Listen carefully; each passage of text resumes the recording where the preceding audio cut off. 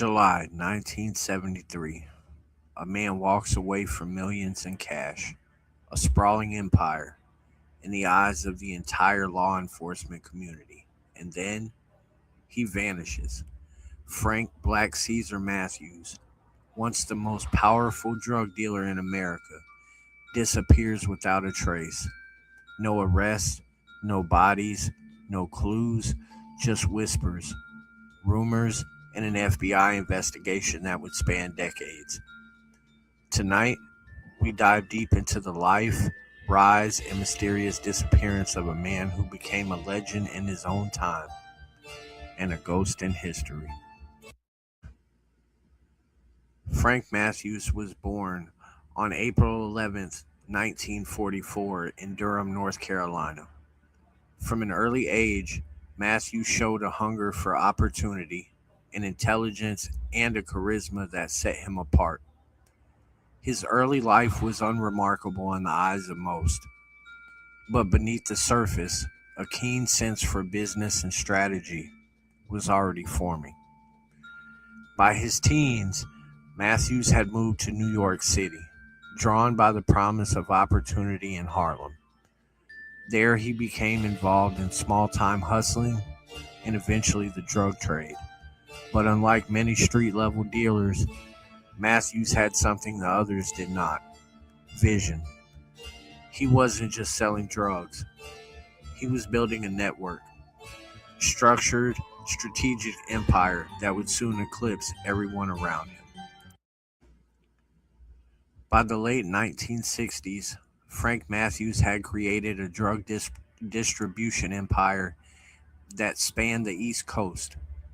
He specialized in heroin and cocaine, connecting American streets to global supply chains. Matthews' network extended from New York to Philadelphia, Washington, D.C., Miami, and beyond. Unlike his contemporaries, Matthews dealt openly with the Italian mafia, negotiating large shipments and avoiding unnecessary violence. His charisma, business acumen, and ability to strategize placed him at the very top of the drug trade. He became known as Black Caesar, a nod to both his dominance and his ability to command loyalty.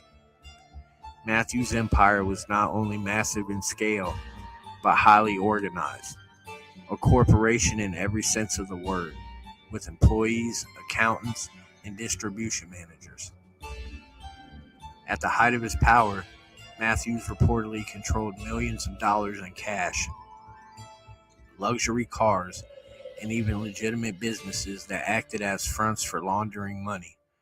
The FBI would later estimate his empire to be worth $20 million in the early 70s, a staggering sum for the time.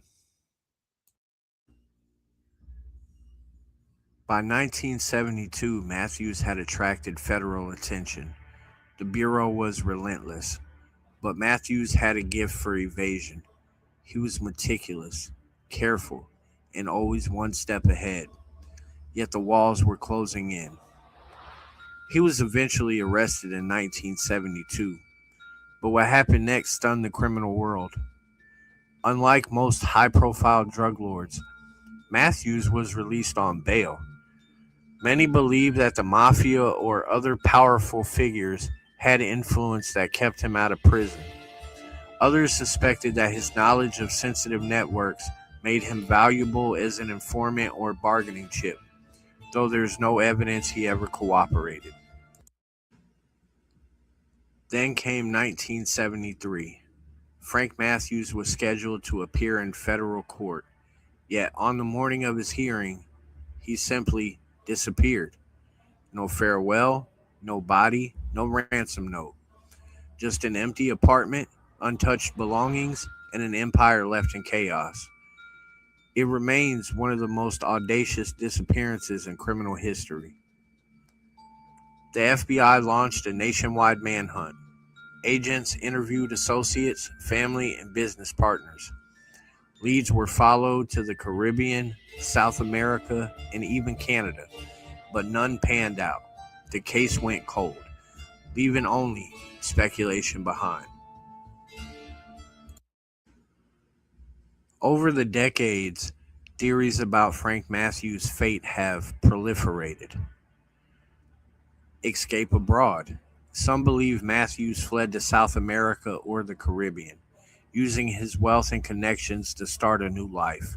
Free from law enforcement, his knowledge of smuggling routes and bribery would have made this feasible. Murder by rivals. Another theory posits that the mafia or a rival gang eliminated Matthews.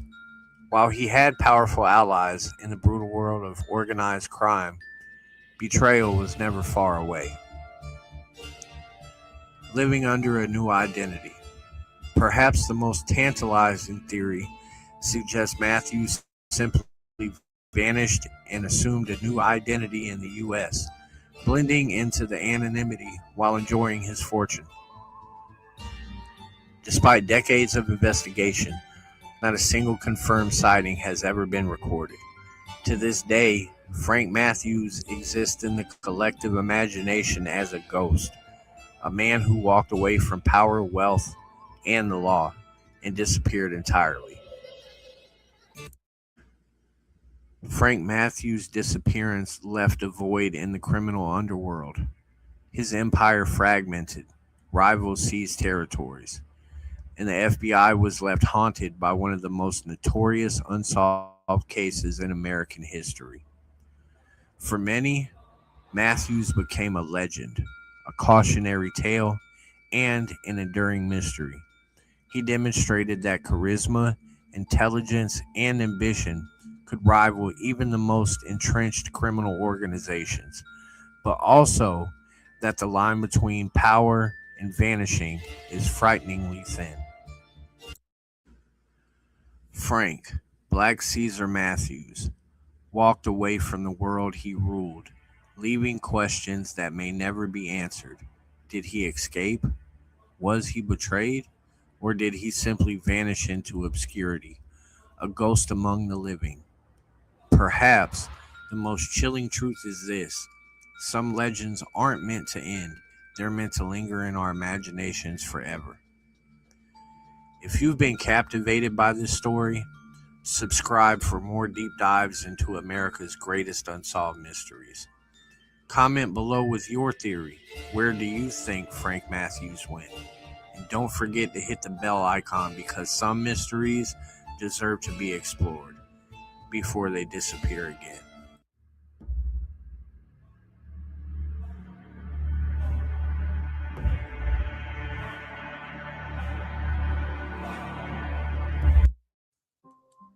On Christmas Eve, most homes glow like lanterns against winter darkness. Small hands tear at wrapping paper. Families eat too much, laugh too loud. The world feels safe, wrapped in tinsel and tradition. But some nights are only pretending to be warm. Some nights, something evil waits behind the red suit and white fur trim. And in Covina, California, Santa was coming, but he wasn't bringing toys. He brought fire, fury, and gunfire wrapped in a bow.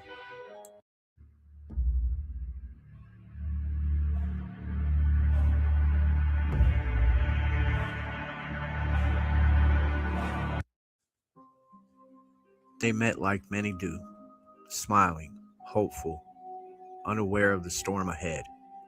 Pardo was charming on the outside, aerospace engineer, stable income, Sunday churchgoer, liked technology, dogs, and quiet evenings. But people close to him would later say something about him felt rigid, emotional distance hidden behind politeness, a man who needed control more than he needed love. Sylvia was the opposite, loud, warm, from a big Mexican American family. Holidays were her lifeblood. She danced in kitchens, collected ornaments, loved Christmas like a child. Opposites attract, but sometimes opposites detonate. Their marriage cracked quickly. Money fights, lies, jealousy, accusation, therapy that went nowhere. Divorce papers were filed in July 2008. Pardo was ordered to pay Sylvia $1,785 a month in support. He paid once, then he stopped. To Bruce, support was humiliation. To Sylvia, it was survival. And resentment began to rot. This wasn't impulsive. He planned. He purchased. He practiced. He prepared for a mass slaughter. Over weeks, Pardo acquired a custom Santa suit, 5 handguns, semi-auto 9mm magazines, racing fuel canisters, a home-built flamethrower, surplus ammunition, rope, duct tape, plastic sheeting, a rental car filled with fuel-soaked rags. This wasn't emotional snapping. It was engineering. Neighbors later claimed they heard metallic clanging late at night, something heavy being moved, something built, but no one questioned, because who suspects Santa Claus? The Christmas Eve timeline, minute by minute. 8 p.m. The Ortega house is still alive with music and laughter. 25 people inside. Children open gifts. Adults toast wine. The smell of tamales and ham fills the room. 10:30 p.m. Phone calls from relatives. Merry Christmas. See you tomorrow. Nobody senses danger. 11:23. Pardo leaves his home in Montrose. Santa suit pristine. Gift wrap box glowing red in dashboard light. He drives towards Covina, toward the family that no longer called him one of their own. The road is quiet. California palm trees sway like watchers. Inside the car, a mask smiles. 11:30 p.m. The door opens. 2 children see Santa and run toward him, excited. He raises his hand. He fires. First victim, 8-year-old girl, shot in the face. She survives, but her childhood ends in that instant. The room erupts. Screams like torn fabric.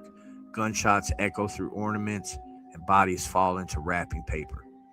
He moves methodically, no hesitation.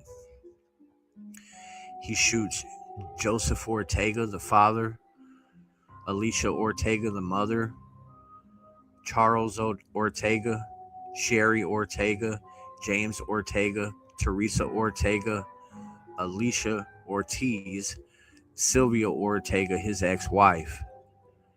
9 dead. Their final Christmas becomes their funeral. The firebox. This wasn't a gift. It was the ignition. He opens his present, a pressurized flamethrower system. Then he unleashes liquid fire. The house becomes a furnace. Flames crawl up curtains like hungry insects. Christmas paper ignites in the swirling embers. Human voices disappear into smoke. Windows explode outward. People twist and fall, skin blistering, oxygen erased from lungs. The roof collapses. Covina lights up orange like a dying star. There was a 911 call. And from the transcript, someone was screaming, "Santa, he's shooting. He's shooting everyone." The dispatcher says, "Ma'am, calm down. Who is shooting?" The caller says, "Santa. Santa Claus is killing us." Another call. Caller 2 gasping through smoke. "It's a fire. The whole house is burning. Please, we're still inside." Call abruptly ends. Pardo exits the blaze, suit melting into his flesh. He drives to his brother's home, maybe to rest, maybe to kill again. But the fire backfired. His Santa suit fused to his skin. He was burning alive from the inside. He sits on the couch, blood, sweat, velvet melting. He places the gun under his chin. 12:10 a.m. Christmas Day. Bruce Pardo dies by suicide. The car he planned to flee in, rigged with bombs, ignites hours later. If he escaped, he had maps, ammo, and targets. The death toll could have doubled, maybe tripled. Inside the Ortega home, investigators found burn patterns indicating accelerant jets, bullets embedded in wall studs, DNA fused into flooring, jewelry melted into bone fragments, ornaments charred but still hanging like ghosts. One tiny object stood out, a single unburnt Christmas stocking. White, soft, untouched by hell. The children that survived, they never forgot. The sound of the flamethrower hissing like a dragon. The sight of Santa turning into a monster. The smell of their family burning. One survivor later said, "Christmas doesn't feel like Christmas anymore." Some never celebrate again. Some keep a candle lit every year in silence. We like to believe monsters look like monsters, but sometimes they come dressed in holiday cheer. Sometimes they walk on 2 feet, smiling, carrying gifts. Sometimes evil rings the doorbell. In Covina, Christmas Eve is quieter now. Lights feel colder. Ghosts linger where stockings once hung. This massacre wasn't just a murder. It was a violent corruption of innocence. Santa is supposed to bring joy, but that night, Santa brought execution. And if this true crime tale interested you, please share, like, and subscribe. Thank you for watching, and have a great night.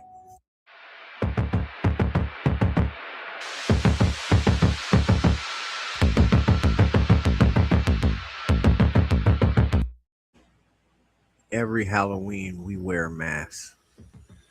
We tell ourselves it's all just fun and fright. But history shows that for some, Halloween is not a game. It's the night when monsters come alive, not the ones in costumes, the ones in human form. Tonight, we explore the darkest stories the holiday has ever held. Real murders, unsolved disappearances, and crimes so chilling they haunt their communities every year on October 31st.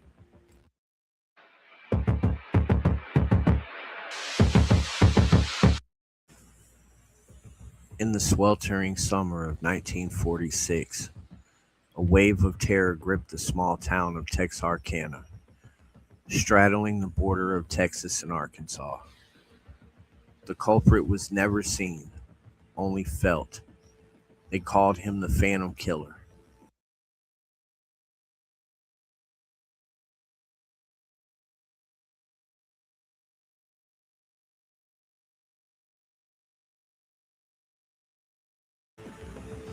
Over a 6-week period, 5 people were attacked, 2 fatally. The first attack occurred on a quiet Friday night. Jimmy Hollis and Mary Jean Larry were parked alongside the outskirts of town when an unseen assailant approached. They survived, but the terror had begun. It escalated quickly.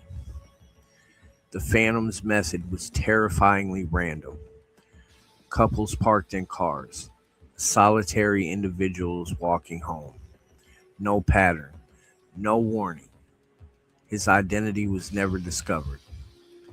Suspects came and went, alibis checked and discarded, but the attacks remained unsolved. For Texarkana, Halloween became a shadowy reminder some monsters never leave. To this day, the Phantom Killer remains a ghost, a chilling reminder that terror can strike when least expected, and sometimes it leaves no trace at all. Halloween 1974 brought fear closer to home. Timothy O'Brien, just 5 years old, lived in a quiet neighborhood in Pennsylvania. But on Halloween night, he bit into a treat that would end his life. His father had laced candy with poison, a deliberate act that stunned the community. The case shocked the nation. Parents began checking candy obsessively. Police issued warnings, and an urban myth was born that strangers might poison Halloween treats. But in Timothy's case, the danger came from home, a betrayal of trust. The Candyman, as he became known in headlines, was convicted and sentenced. Yet the fear he sowed lingered far beyond the courtroom. Halloween had been irrevocably changed, innocence and horror forever entwined. On a Halloween night in 1975, Martha Moxley, a teenage girl from Greenwich, Connecticut, was brutally murdered in her backyard. The scene was horrific, bludgeoned with a golf club, left alone to be discovered the next morning. The shockwaves reached beyond her town. This was not random violence. This was a crime with layers of power and secrecy. It would take decades for the case to see resolution. Initial investigations faltered. Witnesses were afraid to speak, and the name of Kennedy was whispered in connection to the events. In 2002, decades later, a man named Michael Skakel was finally convicted. Yet even then, questions lingered. Martha Moxley's murder remains a chilling example of how evil can strike even in privileged neighborhoods. Between 1979 and 1982, New York City witnessed a series of killings that became known as the Orange Sock Murders. Two young women were discovered dead, both wearing a single bright orange sock, a detail that unnerved investigators and the public alike. The murders seemed ritualistic, yet the killer remained elusive. Despite connections between the victims, no clear motive emerged. The cases went cold, leaving only fear, speculation, and the eerie symbol of a solitary orange sock. Halloween, for many in the city, became a reminder that patterns of violence could lurk in plain sight. Halloween 2004 would see a quiet community shattered. Leslie Mazzara and Adrian Insagna were home when an intruder entered, committing a brutal double homicide. The violence was sudden, shocking, and senseless. Neighbors recalled hearing nothing unusual. The assailant left no clues, and the case forced the community to confront a terrifying reality. Even well lit, seemingly safe neighborhoods could be sites of unimaginable violence. On Halloween 2001, Cindy Song, a student at Penn State, vanished after attending a Halloween party. Despite immediate searches and media coverages, she was never seen again. The circumstances of her disappearance remain murky, and theories abound, but no definitive answers exist. Her disappearance became part of the darker lore of the university. Halloween, a time for celebration, became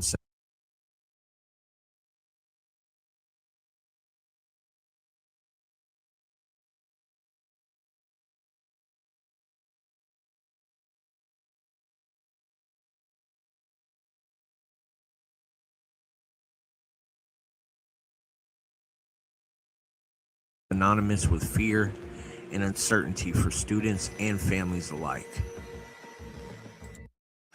On the morning of October 31st, 2010, the Lisk family was found brutally murdered in their home. The horror of discovering multiple victims in a single household sent shockwaves through the local community. Investigators were faced with a scene of unimaginable violence, questioning how such evil could occur on a day meant for innocence and joy. Despite exhaustive investigation, the motive remained unclear. Halloween morning, a time for families and festivals, had been transformed into a nightmare that would haunt the community forever. Halloween is a night of masks, costumes, and make-believe. But for those who we've met tonight, the masks were real. Human monsters walking among us. Some were caught. Some remain unidentified, and some crimes remain unsolved. The shadow of violence lingers, reminding us that terror does not knock politely, and evil does not wait for the calendar to turn. Every October 31st, when children knock on doors for candy and families light their pumpkins, remember this.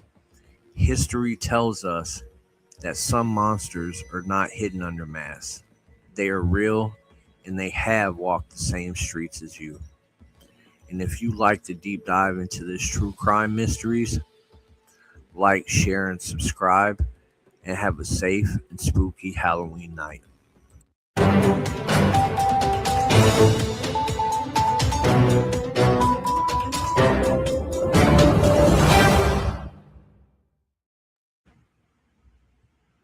They walked in dressed as police officers and walked out with $500 million in stolen masterpieces.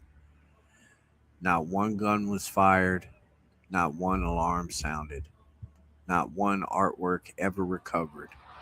And more than 30 years later, the silence is deafening. This isn't fiction. This is the real story of the Isabella Stewart Gardner Museum heist, the greatest unsolved art theft in history.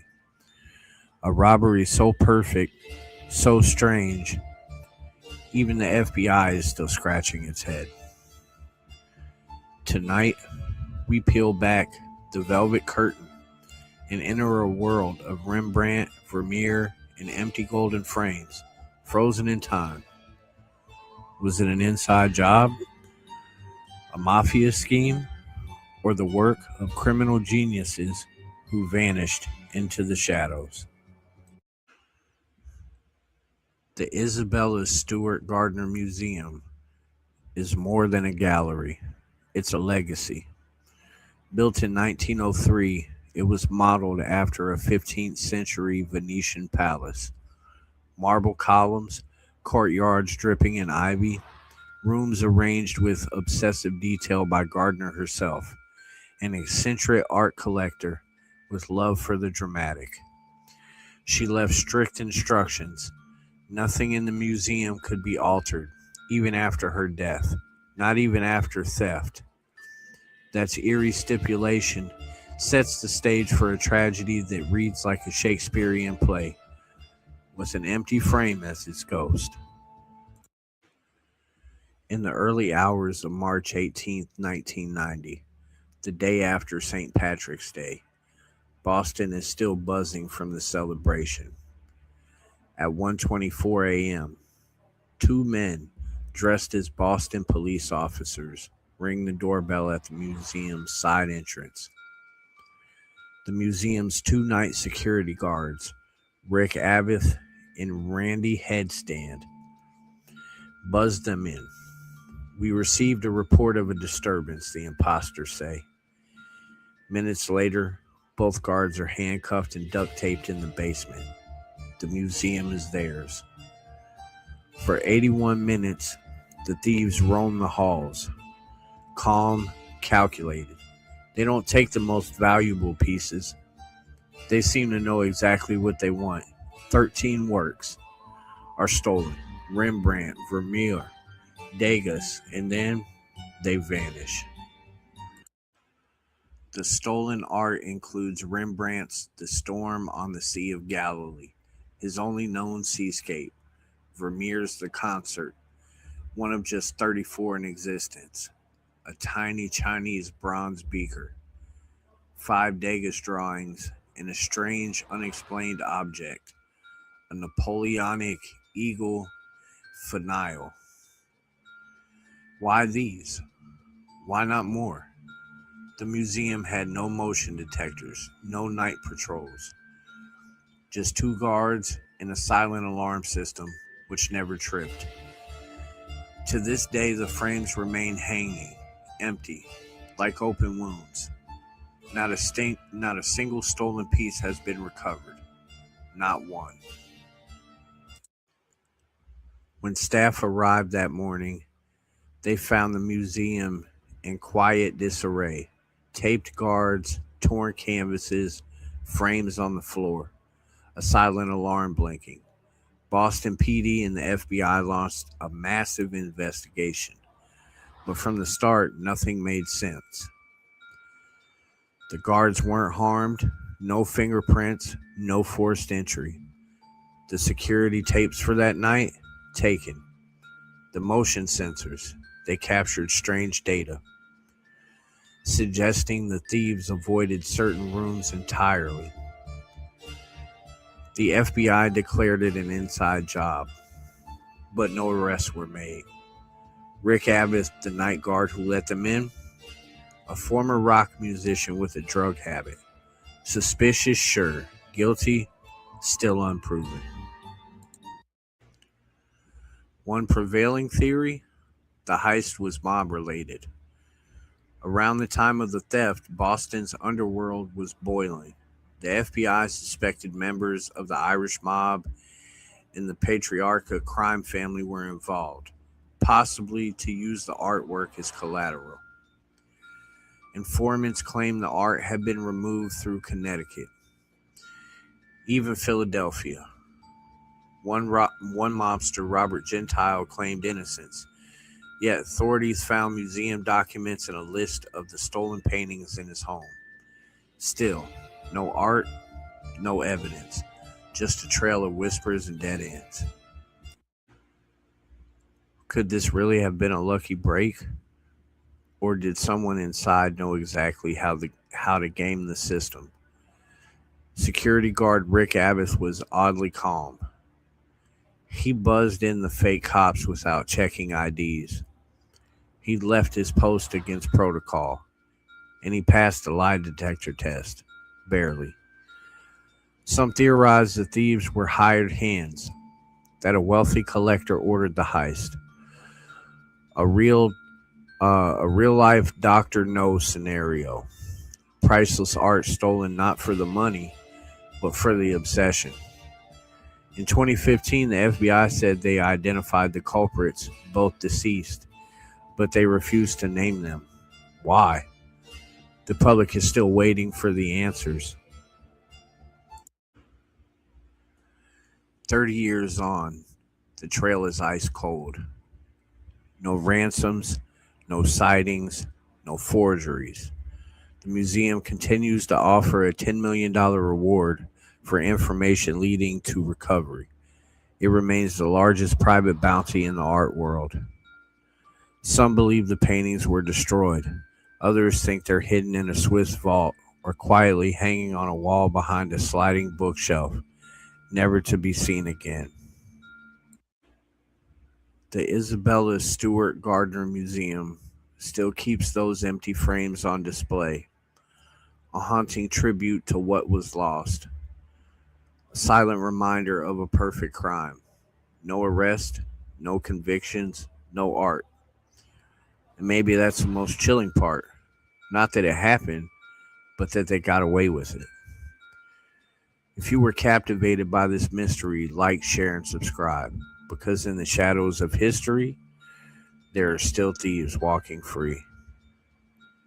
Good night.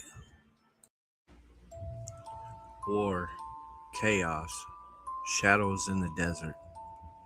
and a crime so audacious, so quietly executed amid the thunder of a collapsing regime, that it slipped past headlines like a ghost in smoke. This is not a heist movie. This happened. In the twilight days of Saddam Hussein's rule in war-torn Iraq, millions vanished without a trace in what became one of the most mysterious and well-executed robberies of the 21st century. Tonight, we're pulling back the curtain on the 2003 Securitas Depot robbery in Iraq, a crime that raises more questions than answers. Was it a heist of opportunity or something orchestrated from the inside? Buckle in, because this story is as real as the desert heat and just as dangerous.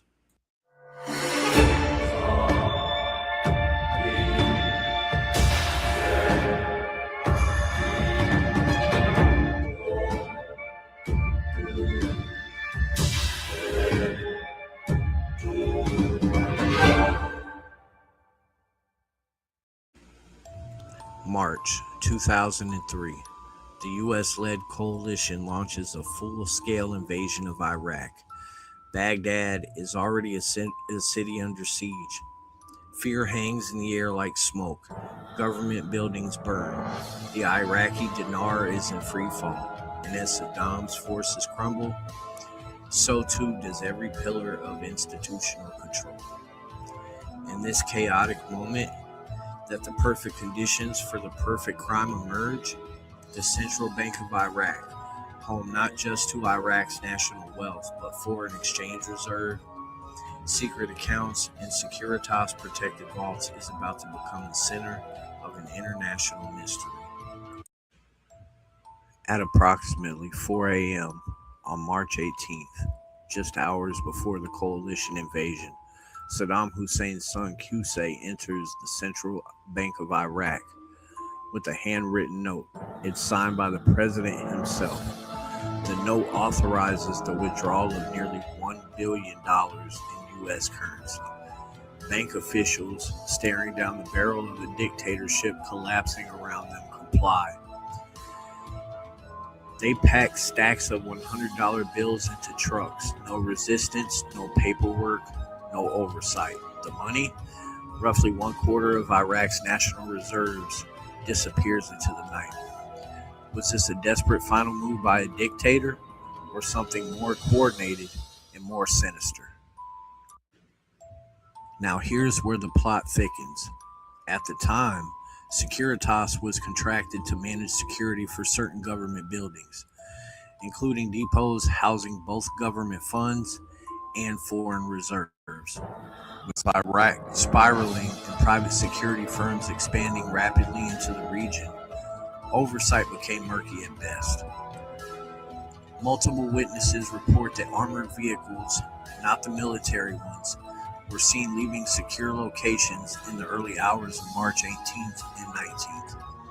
These vehicles bore Western contractor markings. Some even alleged Securitas uniforms were spotted during the chaotic removal of funds.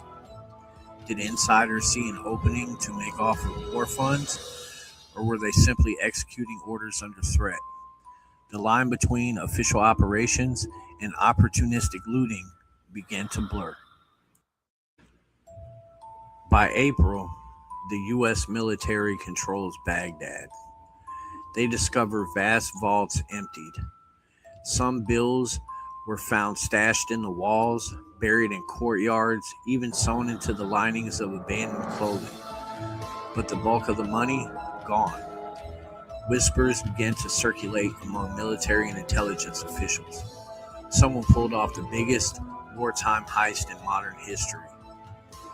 But here's the twist. Securitas never filed official reports on missing assets. No audit trails emerged, and when pressed by journalists, their spokespeople deflected, citing confidentiality and wartime confusion. Meanwhile, investigations led by the Coalition Provisional Authority fell apart. Paperwork is missing, witnesses are dead, and billions of US dollars sent to rebuild Iraq also vanished, similarly mysterious fashion. Years pass, inquiries stall, but then in 2007, an internal audit by the U.S. Special Inspector General for Iraq Reconstruction reveals that at least 8.8 billion was unaccounted for. Another report hints that certain contractors, never officially named, may have diverted funds under the guise of security expenses. Could the Securitas depot robbery have been part of this larger pattern, or was it a rogue faction acting while the world watched Baghdad burn? Anonymous sources within intelligence circles have pointed to Qusay's team handing money to loyalist militias, off book networks, and perhaps even foreign agents in Syria and Jordan. But no definitive proof has ever surfaced.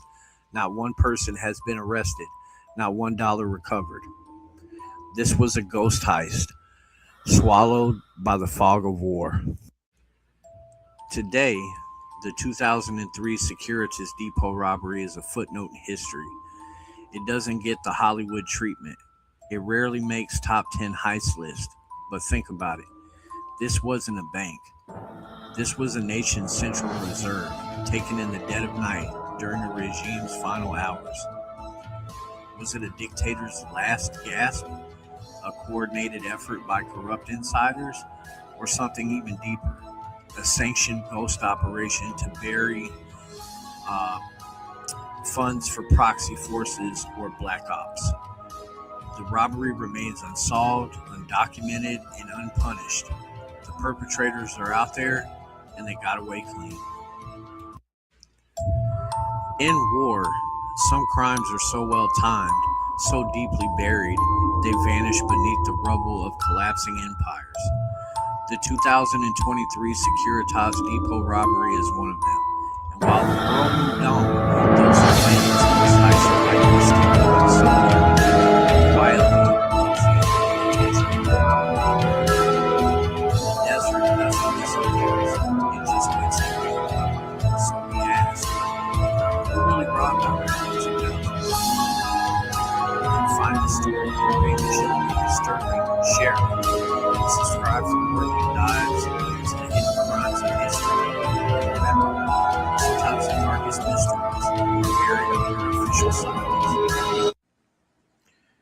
February 14th, 1929, Valentine's Day, a time for roses, for sweethearts, for whispered love notes behind cafe windows, fogged by winter breath. But in a garage on Chicago's north side, there were no chocolates, no cards, no soft embraces. There was only the sound of gunfire. 70 bullets in less than 30 seconds. 7 men executed in cold blood. The St. Valentine's Day massacre wasn't just a murder, it was a message, a declaration of war. And the sender, the most feared man in America, Al Capone. This is the story of love lost in a storm of bullets.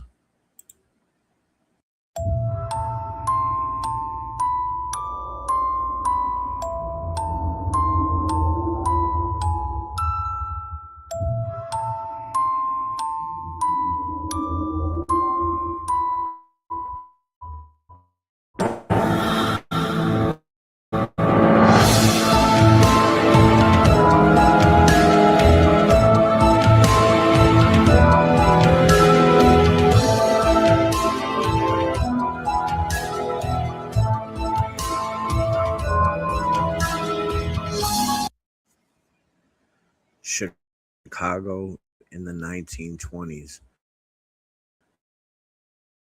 was a city boiling beneath the surface. Prohibition had outlawed alcohol in 1920. And there's blood money. Gangs rushed in to fill the void, smuggling liquor from Canada and the coast. Bootlegging, extortion, corruption. The city became a chessboard for crime lords, and the two most powerful players were Al Scarface Capone, reigning in the South Side, and George Bugs Moran, ruling the North. Capone was a businessman, Brutal, methodical, untouchable. Moran was wild, Irish, defiant. He hated Capone. He called him a greasy dago. They fought over speakeasies, territory, and influence.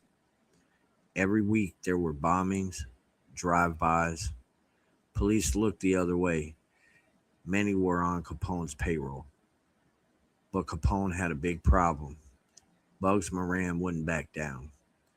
The tension built like pressure behind a dam until Capone made a move that would scar Chicago forever.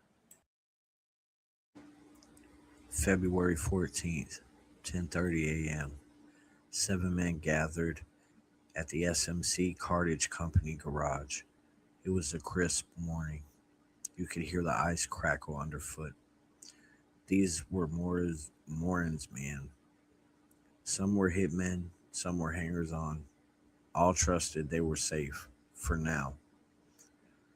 Word had spread that a hijacked shipment of Canadian whiskey was arriving. Morin saw himself on his way, but he never made it. He saw a suspicious police car nearby and turned back. That decision may have saved his life. Minutes later, a black Cadillac rolled up.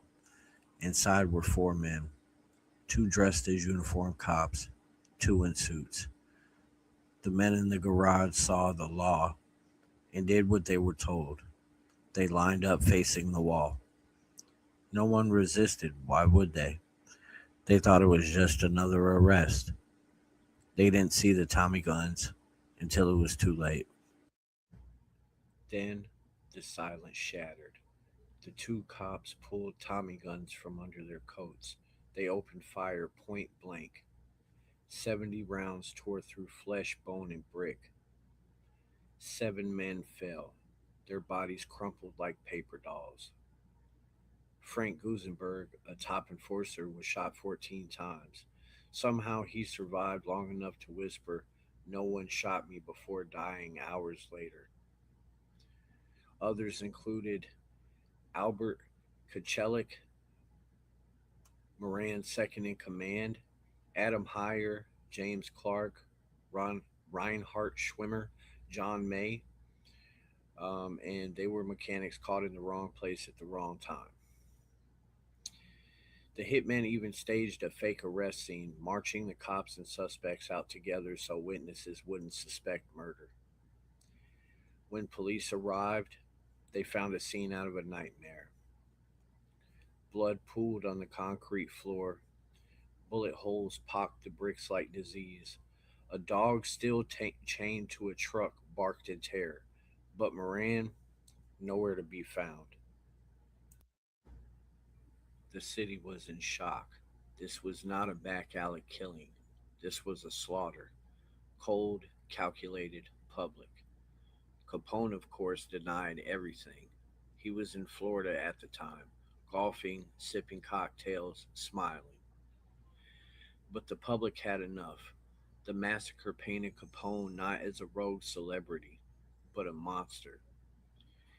FBI agents began crawling into Capone's world, not through murder charges, but tax evasion.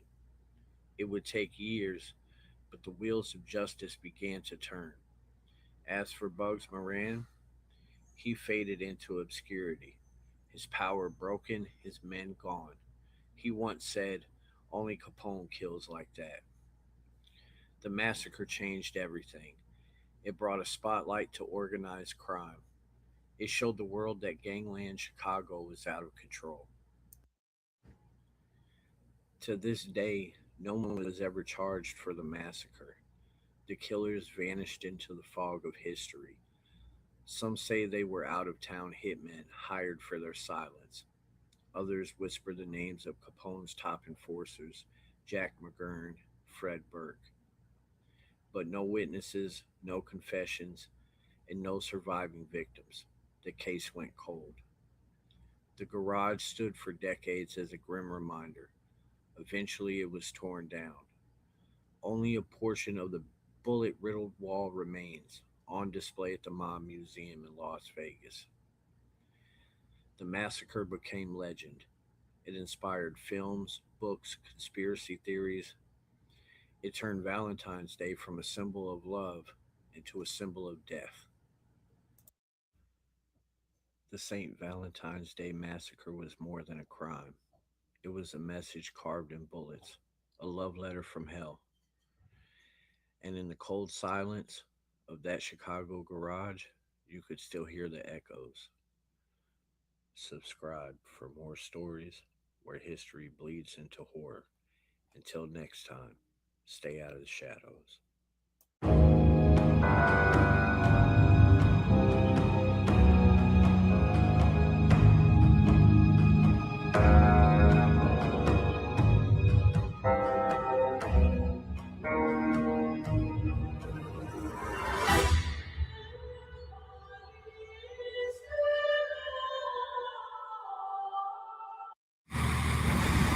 Hey everyone, and welcome back to the channel. Today we're diving deep into a story tangled with espionage, secret wars, mountains of drugs, and not one, but two operations flying under the same notorious name, Air America.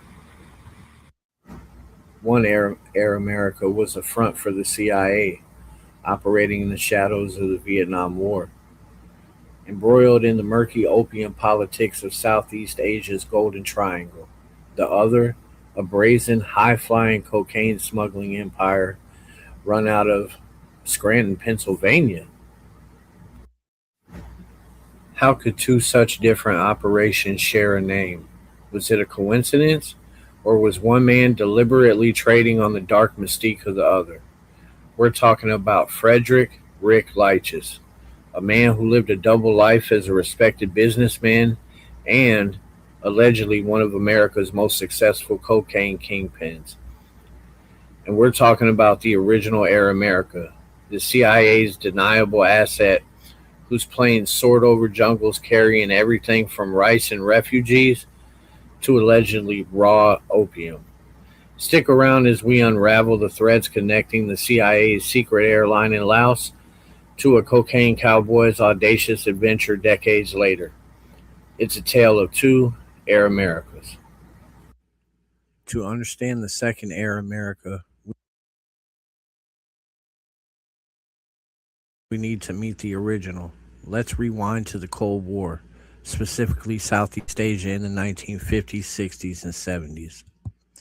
The story actually begins with the Civil Air Transport, or CAT, founded in China after World War II. Initially involved in relief missions, CAT quickly got drawn into supporting the Chinese nationalists against Mao Zedong's communists.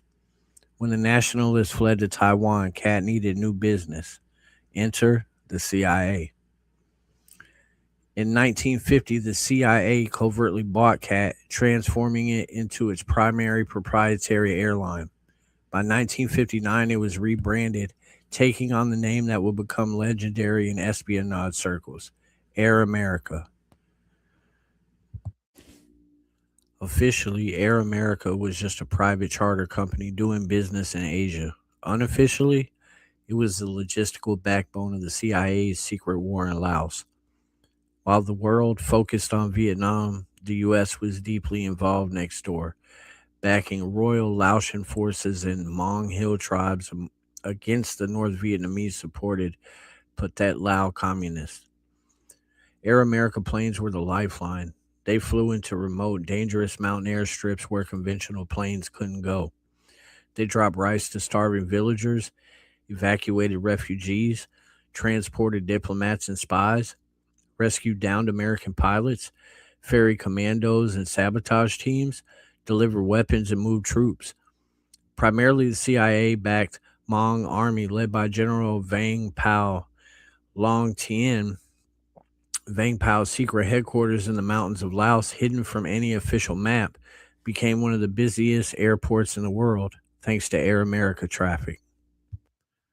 But Laos had another major product central to its highland economy, particularly for the Hmong: opium. This region, parts of Laos, Thailand, and Burma, form the infamous Golden Triangle, the world's largest source of illicit opium and heroin at that time. For generations, the Hmong had cultivated opium poppies as their primary cash crop. Traditionally, they transported it overland or via the Royal Laotian Air Force. But the escalating war changed everything. When the Pathet Lao captured key areas like the Plain of Jars around 1964, traditional transport routes were cut off. The Laotian Air Force couldn't reach the remote mountain growing regions. The Hmong faced economic ruin. Who could reach who could reach those areas? Air America with its specialized short takeoff and landing planes and helicopters. And here lies the most controversial chapter of Air America's story, starting in 1972 with historian Alfred W. McCoy's explosive book, The Politics of Heroin in Southeast Asia. Allegations surfaced that Air America planes became the transport network for Vang Pao's opium. McCoy, relying on interviews with officials and insiders, claimed Air America aircraft flew raw opium from remote Hmong villages to Vang Pao's headquarters at Long Tien. There it was sometimes refined into heroin in labs allegedly operating with CIA knowledge, if not direct involvement. Some of this heroin tragically found its way to South Vietnam, fueling addiction among American GIs. By 1971, estimates suggested 10 to 15% of lower ranking US soldiers in Vietnam were using heroin, much of it originating from the Golden Triangle.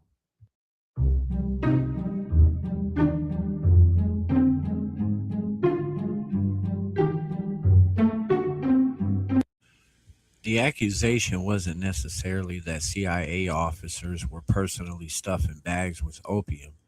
McCoy and others argue it was a case of complicity and strategic priorities. The CIA's main goal was stopping communism.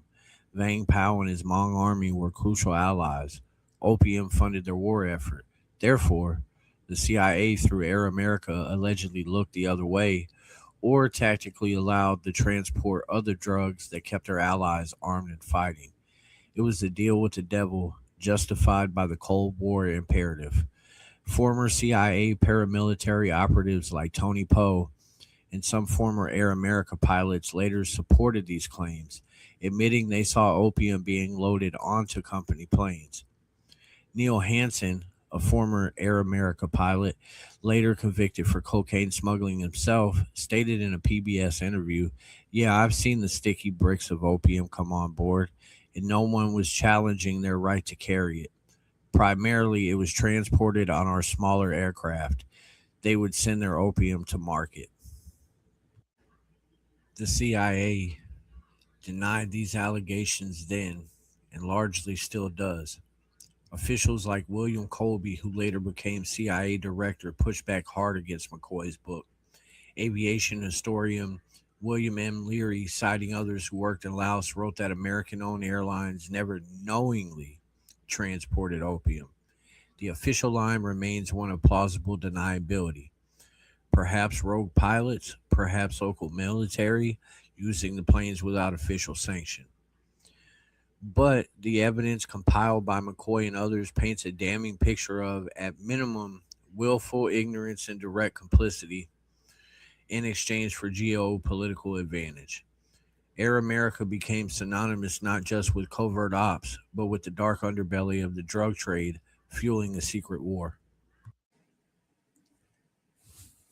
The fall of Saigon in 1975 marked the end of the road for the original Air America. After participating in the chaotic final evacuation, Operation Frequent Wind, the airline's assets were sold off and the company dissolved in 1976. And its pilots, many of whom had risked everything in dangerous, unacknowledged missions, were largely forgotten, left without pensions or official recognition. The ghost airline vanished. But the name Air America wouldn't stay dormant for long. Fast forward a few years to the late 1970s and early 1980s. The drug of choice flooding American streets isn't Southeast Asian heroin anymore. It's cocaine. flowing north from Colombia, and a new, entirely unrelated operation is about to borrow a very famous, very notorious name. Enter Frederick Leitchis, known as Rick. Born on Long Island, Leitchis was fascinated by flying from a young age. He got his licenses and eventually set up shop in Scranton, Pennsylvania, running an aircraft company that specialized in outfitting planes, particularly for long range flight.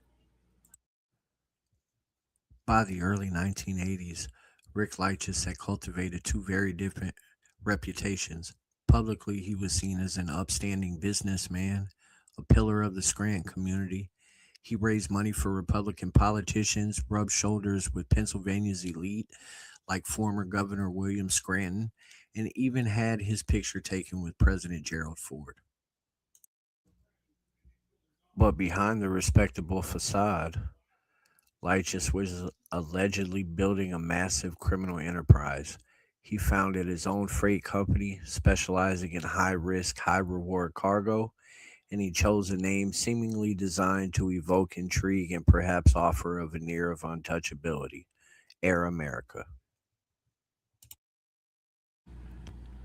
Investigators later suspected Lychus deliberately picked a name to create the impression he was connected to the CIA, leveraging the mystique of the original clandestine airline. Whether this was for intimidating rivals, impressing Colombian suppliers, or simply a display of audacious ego, we don't know for sure. But Lychis reportedly did tell his South American partners he was working as a CIA informant, perhaps believing it gave them cover. This Air America wasn't flying opium over Laos. It was flying cocaine from jungle airstrips in Colombia to secret landing sites across the United States, Florida, Georgia, New York, and even back home in Pennsylvania. And Lych's operation was sophisticated. Berkeley Rice, in his book Trafficking, The Boom and Bust of the Air America Cocaine Ring, details the operation. Lychus and his pilots, often described as well educated and from upper middle class backgrounds, flew specially modified planes. They pioneered routes and techniques to evade radar and law enforcement. Stripped down planes would allegedly leave the Wilkes-Barre Scranton Airport carrying duffel bags stuffed with cash, maybe $1 million per trip heading south. They'd return loaded with cocaine, sometimes as much as 1,300 pounds per flight. These weren't battle hardened spies from the jungles of Laos. Rice describes them as driven by greed and a sense of adventure, viewing themselves almost as romantic outlaws rather than drug traffickers, contributing to a devastating epidemic. Lychus reportedly boasted his pilots could guarantee arrival times within 3 minutes. Nobody else can do that, he allegedly claimed, not even Federal Express. Over roughly 4 years, from about 1980 to 1984, Lychus's Air America is estimated to have flown over $2 billion worth of cocaine into the U.S., netting the ring perhaps $40 million. Lychus himself amassed considerable wealth, laundering money through legitimate businesses and acquiring significant property, including a massive 2,700-acre estate in the Poconos. Leitch's skill in aircraft acquisition and modification was renowned in underworld circles, in a strange twist linking back peripherally to the world of covert ops. Leitch's actually sold the C 123 cargo plane that was later shot down over Nicaragua in 1986 carrying weapons, an incident that helped expose the Iran Contra affair. And convicted drug pilot Gary Betzner testified in a Senate investigation that he encountered the infamous CIA linked smuggler Barry Seal at an Air America facility in Pennsylvania, presumably Lychus's. But the high life built on cocaine couldn't last forever. The DEA was closing in. They cultivated informants within Lychus's circle. In 1984, one of his pilots, Peter Cooper, flipped and became a DEA informant, providing the inside information needed to dismantle the ring. Lychus was arrested. Even then, he reportedly claimed he was on a high government mission and not really a smuggler, attempting to leverage the very ambiguity his company's name perhaps helped create. He maintained he had acted as an informant for both the DEA and CIA, and even called agents as defense witnesses to testify about assistance he had provided on other matters. He also tried to turn informant himself after getting caught, but apparently continued smuggling, sealing his fate. He eventually pleaded guilty, admitting to smuggling 7.5 tons of cocaine. His massive Poconos estate was seized by the government in what was then a record property forfeiture. It's now public state game lands. Lychus went to prison. Some of his associates, like Joseph P. Donahue, who helped Lychus launder money, faced their own trials and convictions years later. Lychus's Air America, the cocaine version, crashed and burned. A short lived but incredibly lucrative criminal enterprise built on audacity, aviation skill, and a borrowed name laden with history. So, what have we got? Two Air Americas, separated by time, geography, and cargo, yet linked by a name and the shadowy worlds that they operated in. The first Air America, the CIA's airline, remains a symbol of America's secret wars, covert action, and and the, and the ethically compromised choices made during the Cold War. Its alleged involvement in the Golden Triangle opium trade, meticulously documented by Alfred McCoy despite CIA objections, raises enduring questions about government complicity in the very drug trade it publicly fights. Did the ends fighting communism justify the means, facilitating the opium flow that funded allies and fueled addiction? The debate continues, and the full truth may never be fully declassified. The second Air America, Rick Lych's cocaine ring, is a story of the booming drug trade of the 1980s, fueled by greed and a warped sense of adventure. Lychis wasn't a CIA operative. He was a criminal entrepreneur who expertly exploited aviation logistics for massive profit. His choice of name seems a calculated move to muddy the waters, perhaps gain some perceived immunity or simply reflect his own grandiosity. His claims of being a government informant were likely a mix of self preservation and attempts to manipulate the system he ultimately fell victim to. While there's no direct evidence of a direct operational link between the CIA's airline and Lych's smuggling ring, the shared name creates a fascinating echo. It highlights how the legacy of covert operations and the associated mystique can be appropriated, intentionally or not, decades later. Both stories force us to confront uncomfortable truths about the hidden pathways of power, money, and illicit goods that operate beneath the surface of official narratives. Once Air America fought secret wars with alleged drug money in Southeast Asia, the other ran a cocaine empire from Pennsylvania under the same banner. Two distinct operations, one shared infamous name, leaving behind a tangled legacy of intrigue and unanswered questions. What do you think? Was the CIA directly involved in the heroin trade through the original Air America? Did Rick Lychis really think naming his company Air America would protect him? Let me know your thoughts down in the comments.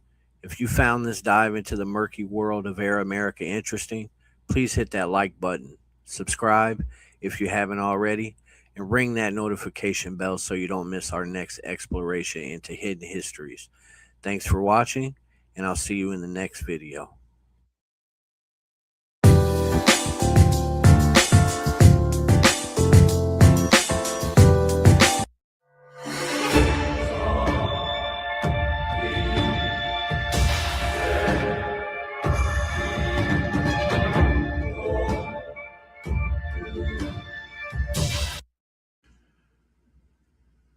July 1973.